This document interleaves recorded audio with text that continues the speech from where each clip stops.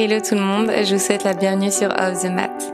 Comme chaque semaine, une version écrite de cet épisode est disponible sur le blog. Si vous découvrez aujourd'hui mon podcast, je suis Marine, professeure de yoga, et je partage ici mes expériences de vie pour qu'ensemble, nous avancions vers l'équilibre et l'épanouissement personnel. Je vous souhaite une très belle écoute.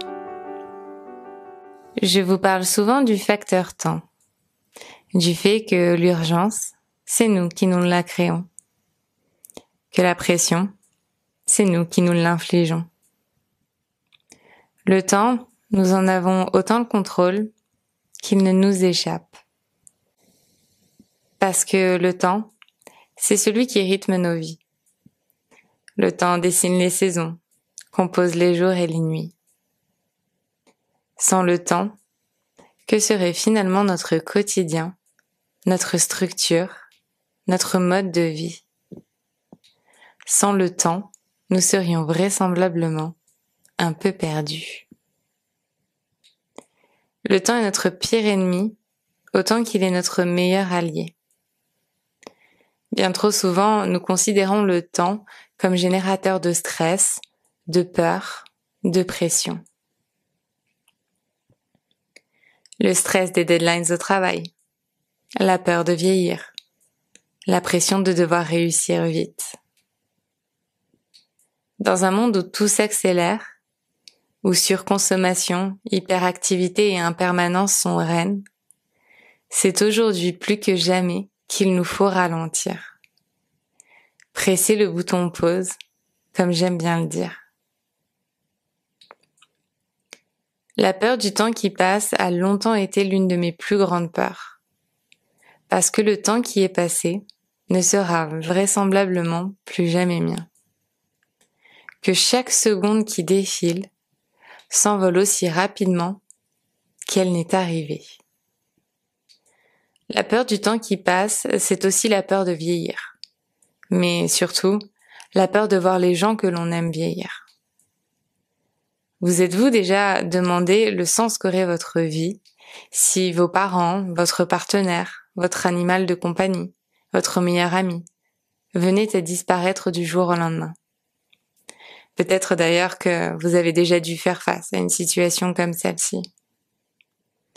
Moi, face à ce questionnement, je me suis longtemps retrouvée démunie. L'idée de l'abandon, de la solitude, longtemps m'effraya. L'impuissance tout simplement du temps qui passe. Et puis, cette peur s'est finalement dissipée lorsque j'ai fini par saisir toutes les subtilités de ce facteur temps. Lâcher prise et accepter que oui, le temps file et défile, et que nous ne pouvons malheureusement, ou non, rien faire à cela. La vie est un cycle, que nous le voulons ou non. Toute chose vivante est vouée à naître et à disparaître. C'est ainsi qu'est la vie. Alors, si notre présence sur Terre est limitée, de quelle manière pouvons-nous agir pour en rendre l'expérience aussi utile et magique que possible? Si notre existence sur cette planète est éphémère, comment puis-je faire en sorte que chaque seconde qui passe compte? Car lorsque l'on y réfléchit bien, la peur du temps qui passe n'est principalement du regret. Le regret de ne pas avoir pris les bonnes décisions. Le regret d'avoir perdu son temps dans une relation qui ne nous rendait pas heureux. Le regret de ne pas avoir vécu suffisamment. Le regret de ne pas avoir passé assez de temps avec les personnes qui comptaient véritablement. Dans l'épisode 19, je vous parlais du principe de Brahmacharya, qui consiste à diriger son énergie uniquement vers les choses qui ont de l'importance pour nous. Brahmacharya nous enseigne que notre énergie est limitée et précieuse, et que pour nous préserver, il nous faut prendre les décisions les meilleures pour l'allouer efficacement. Pour appliquer Brahmacharya, il est nécessaire d'appliquer le principe très simple des priorités. Prioriser est devenu mon mot d'ordre quotidien, Et cela peut paraître très simpliste comme concept, mais il est cependant incroyablement puissant. Listez sur un papier vos priorités et ne passez à la suivante que lorsque la précédente aura été pleinement accomplie. Si vous vous retrouvez face à un choix qui vous paraît cornélien, rappelez-vous de votre liste et demandez-vous quelle est la décision qui sera la plus en accord avec vos priorités. Ce principe est tout autant applicable ici. Aussi parce que l'énergie que nous allons allouer à certaines expériences plutôt qu'à d'autres s'inscrit nécessairement dans le temps. En choisissant de diriger votre énergie vers quelque chose en particulier, vous choisissez dans le même temps comment allouer votre temps. Nous disposons tous chaque jour entre nos mains de la même quantité de temps.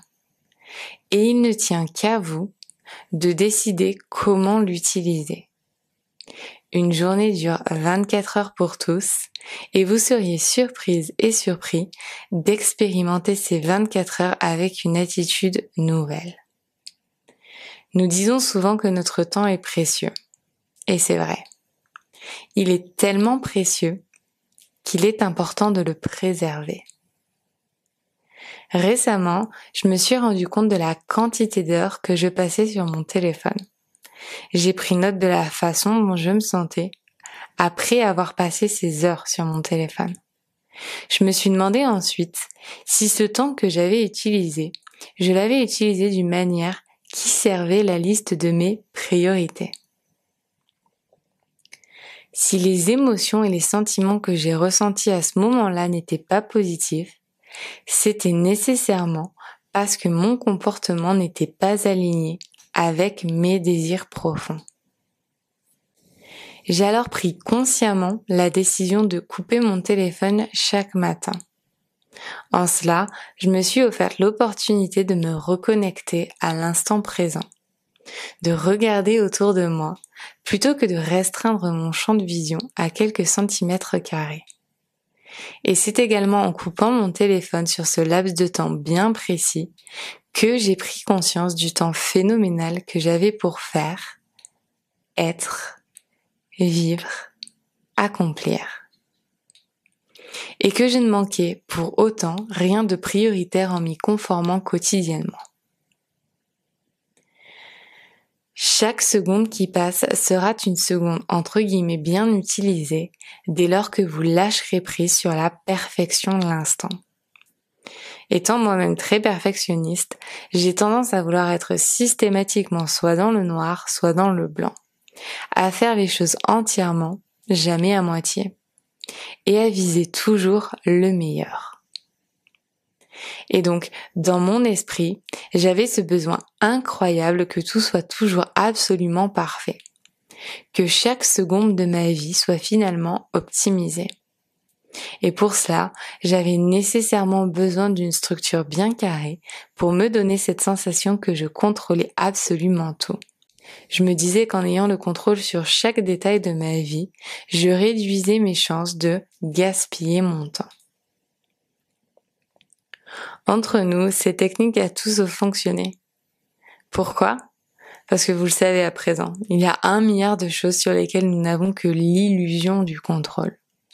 Et même si cela peut sembler effrayant, il n'y a vraiment que très peu de choses que nous pouvons véritablement contrôler.